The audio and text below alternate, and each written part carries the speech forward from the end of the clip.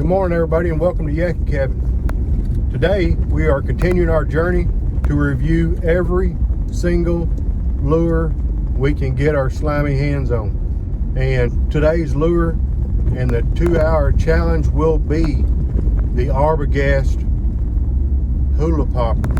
It's over 70 years old. It's been catching fish for those 70 years. So we're going to go out on the water, we're going to give it 2 hours, and we're going to see if we can catch some fish.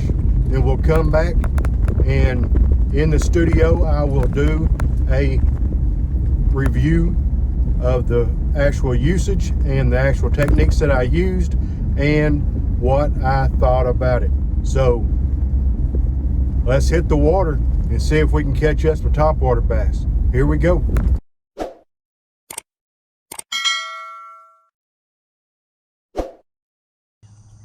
It is exactly 6:50 a.m. late start because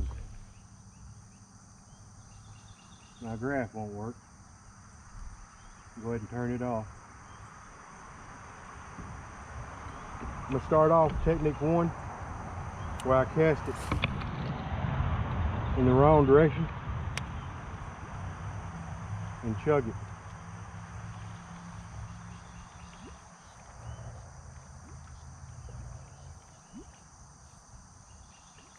Got that classic hula popper chug, bloop. This time I'm gonna throw it where I wanted to.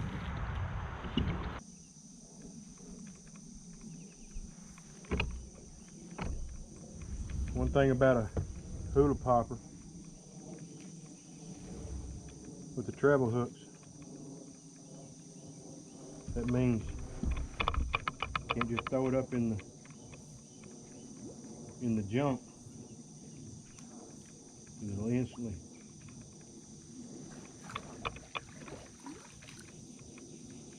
snag.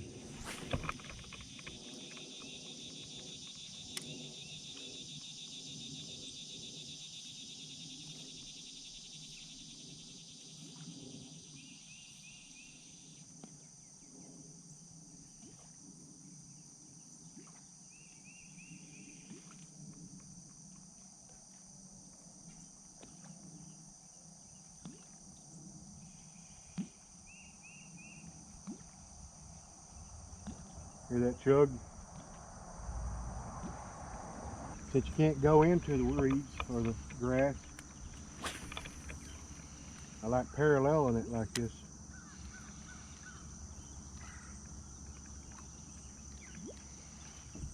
And just working all the way down it.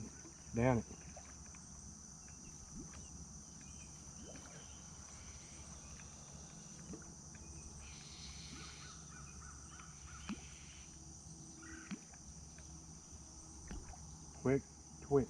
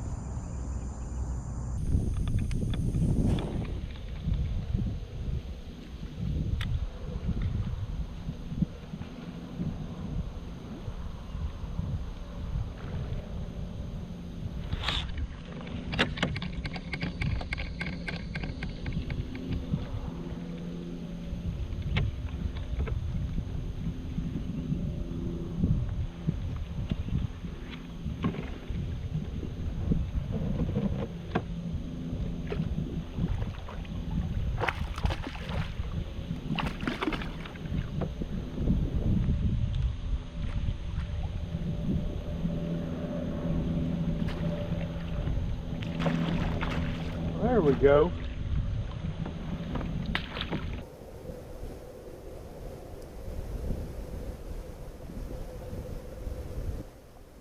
There we go. This fish, it wasn't hooked here. That's where it got hooked. Right there in the lip of the mouth.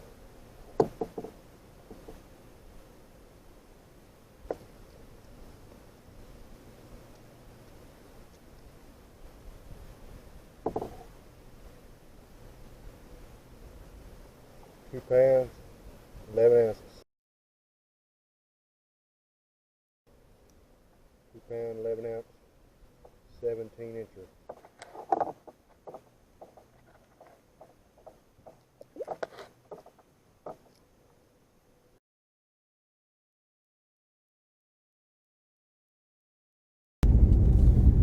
All right, everybody. As you saw, I had 3 misses, and we got one with 8 minutes left out of the 2-hour challenge. So, I mean, it was getting strikes slowly, very slowly. But you know, whenever you go topwater, it's not a topwater bite every day, and you know, and so, you know, and I've used it. I've used the Hula Popper all my life, and it's never been a you know, a massive quantity of strikes as I've used it, but it's always been quality strikes and our quality fish. And so, you know, the one was 2 pounds, 11 ounces today, 17 incher. And so, you know, that was a decent fish. And so I'm not going to complain. And I'll go into more detail as soon as we get back to the yakking cabin. Don't leave now, because there's a lot of good information that's coming up in the actual review of this lure. A lot of history, you know, the techniques that I like to use, and the techniques that got strikes today. So don't leave. I'll see you at the cabin here shortly.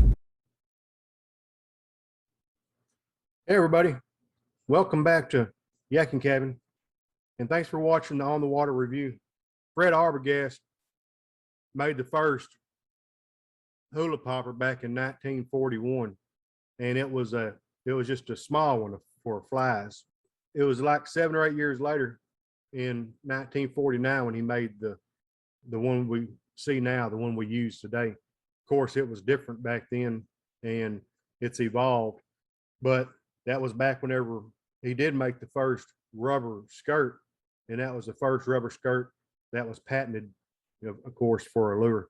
And so I thought that was pretty neat. Around that long, 70 years.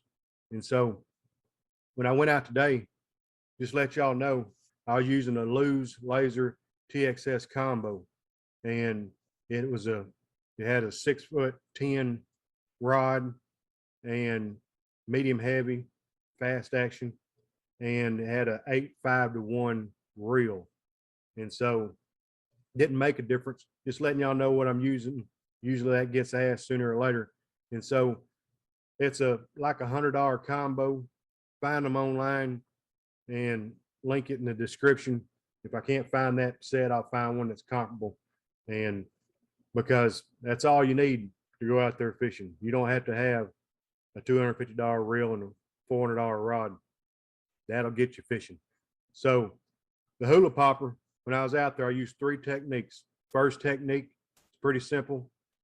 You cast it to a spot like to cover, you know, where you know there's wood underneath there, fallen logs, grass, you know, boat docks, whatever, piers, whatever you want to cast it to, and you put it up there as close as you can, and then you let it sit, and then you pop it with a real slow to medium pop, wait, pop, until you get it out of that strike zone, and then you reel it up fast, get it back here to you so you can cast again. The second technique I use is I'll get parallel to the bank or the grass line or the weed line where I can still fish in clean water, and I'll cast it down the bank line or down that weed line or grass line, and I'll work it like a popper. I'll pop, pop, pop, let it sit for a second, pop, pop, pop, and I'll keep on bringing it all the way to me, working that whole length. And if I don't get anything, I'll move on down to where my cast went to, or right before my cast got there, and I'll keep on going down that grass line or weed line or working that bank. And usually I don't cast it out very far because it's top water, and top waters don't work as well whenever you're out in deeper water. If I do make a bad cast and throw it out where it's a little bit deeper, I'll use my third technique, and I'll hit it hard. I'll jerk it hard. I'll pull it with the whole rod fast as I can. And what it does is that hula popper will chug real hard, and it'll make a loud chug, and it'll shoot down in the water about 6, 8, 10 inches deep. And then it works its way back up. And I'll keep on chugging it and keep on chugging it. As y'all saw, I missed 3 fish today. And one was because I wasn't ready for it, because I'd gone 45 minutes and hadn't had a bite, hadn't had anything. And as soon as it hit the water, blow up happened. I was feeling my thumbs, and by the time I reeled down and pulled, it was too late.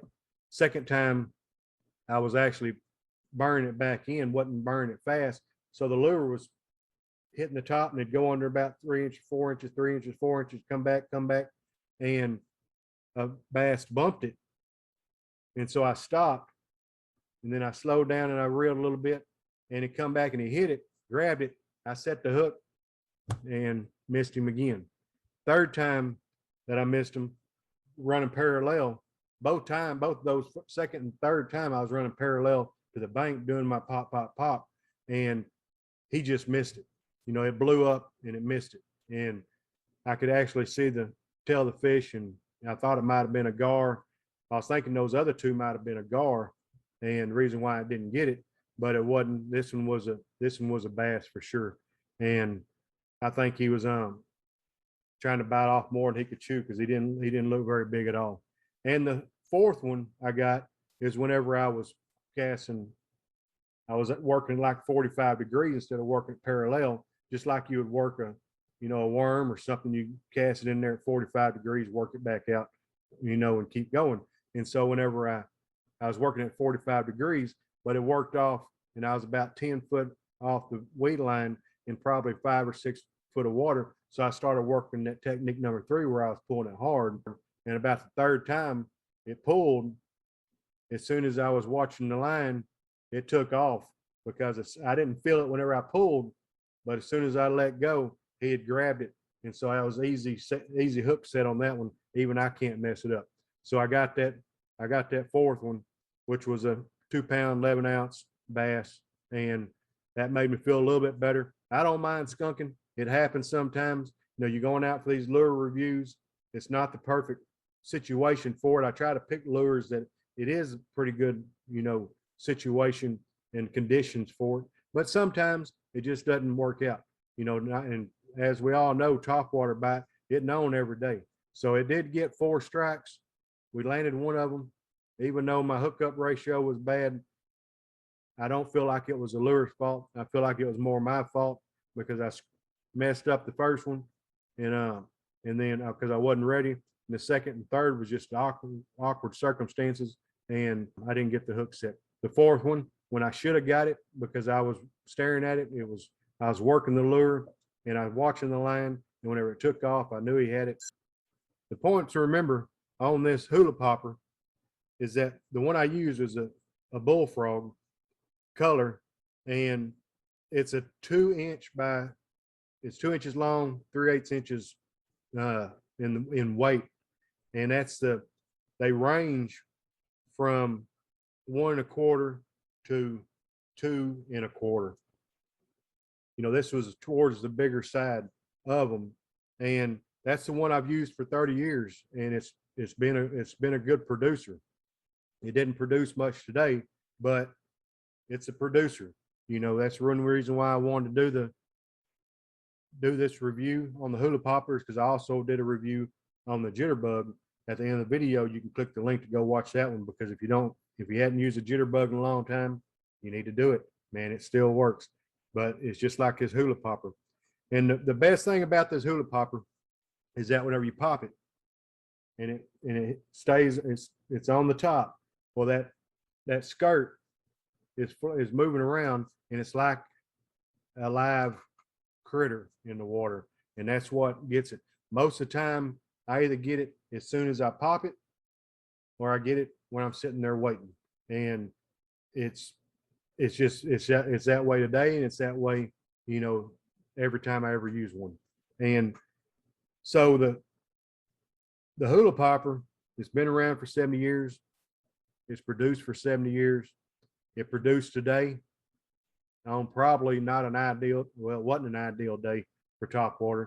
And so it is also post thunderstorms and rains from yesterday, which is never good on this lake that I went to today. And so I've got to always say, you know, whenever I rate them without taking into consideration the history that I have with them. But on the Hula Popper, with me using it for 35, 40 years, I just can't do that this time. The Hula Popper is a good lure, and you can get them on Amazon for $6 or $7, and they're a little bit higher at other places, but right now they're $6 or $7. I'll put a link in the description. It's an affiliate link. If you click on it and buy something, it helps me out and keeps the channel going and keeps me reviewing more baits, because like I said at the beginning, that is my goal, is to review as many baits, as many lures and other gear as we go along as I possibly can. I thank you for watching the video. I hope you stuck around this long. Don't forget to watch the Jitterbug video that's coming up, and just click it at the end and it'll take you right to it, and you can watch the Jitterbug review where went out and showed you how the Jitterbug still catches fish. Appreciate you liking and subscribing and hitting that bell notification, because it means the world. See you next time.